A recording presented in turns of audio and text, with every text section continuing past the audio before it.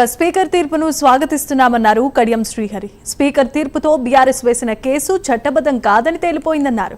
Party ఫిరాయింపులకు సూత్రధారి కేసీఆర్ అంటున్నారు. పార్టీలో చేర్చుకుని మంత్రి పదవులు ఇచ్చింది బీఆర్ఎస్ అని చెప్పుకొచ్చారు. గతంలో బీఆర్ఎస్ చేసింది తప్పును ఒప్పుకొని కేసీఆర్ క్షమాపణ చెబితే తాను రాజీనామాకు సిద్ధమన్నారు కడియం శ్రీహరి. పార్టీ ఫిరాయింపులను ప్రోత్సహించి వాళ్ళను మంత్రులుగా చేసిన చరిత్ర మీది.